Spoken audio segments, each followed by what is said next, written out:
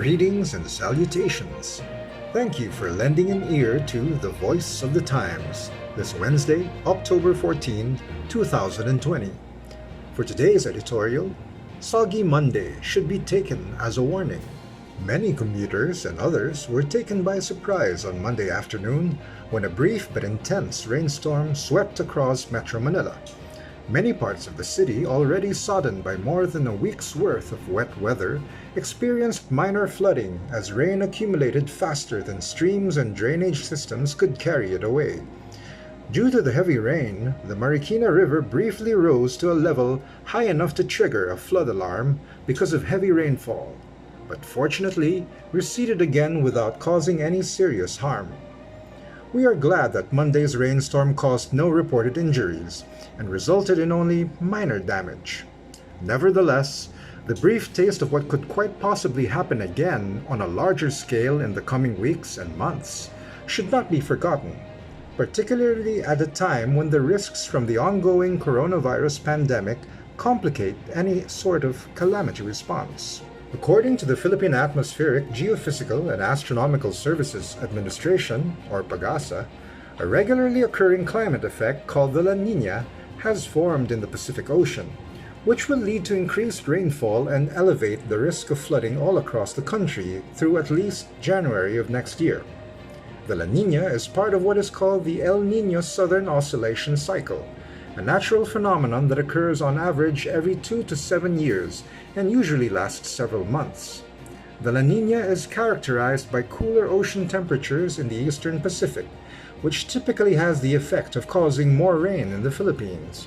It is the opposite of the El Niño, which we experienced in 2018 to 2019, in which warmer ocean temperatures near South America caused dry weather here. Many people have noted that Mother Nature has been rather kind to the Philippines in one respect during the pandemic, in that we have had, at least so far, a relatively mild typhoon season. The number of storms to enter the Philippine area of responsibility and the number to directly affect land have both been below average, which has given us one less thing to worry about, so to speak, in a year of other immense difficulties. That is likely to change, however. The regular La Niña cycle reliably brings increased rainfall. That does at least help our water supplies, but it always does so at the price of some damaging flooding. And thanks to climate change, flooding worldwide has been steadily increasing, which makes the probability of a flood emergency in the near future here in the disaster-prone Philippines even greater.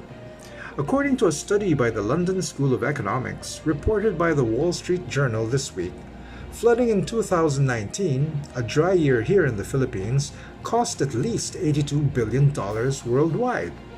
That figure was 4 times the cost of damage from droughts in the same period, and 11 times the cost of wildfires, despite their scale and intensity in places such as Australia, the western United States, and the Amazon.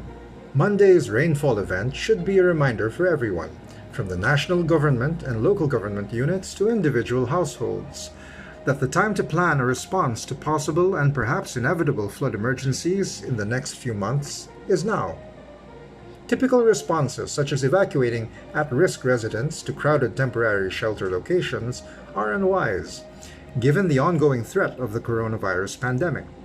So all existing plans must be reviewed and adjusted to take preventing the spread of the infection into account. Citizens must likewise remember that while the responsibility for keeping communities safe lies with the government, the responsibility for keeping oneself and family safe lies with each of us. Pay heed to advice from your local government and agencies such as PAGASA, but beyond that, consider what you may need to do to look out for your own safety. Is your home at risk of flooding? If so, what do you need to do to remain safe in your home? If you have to leave, where will you go? And how will you get there? These are questions that everyone should have an answer to before an emergency strikes, though we certainly hope, as always, that it is knowledge no one will ever have to use. And that's the editorial for Wednesday, October 14, 2020. For more news and information, get a copy of the Manila Times on print, subscribe to our digital edition, or log on to www.manilatimes.net. Follow us on Twitter, Facebook, and Instagram, and listen to The Voice of the Times.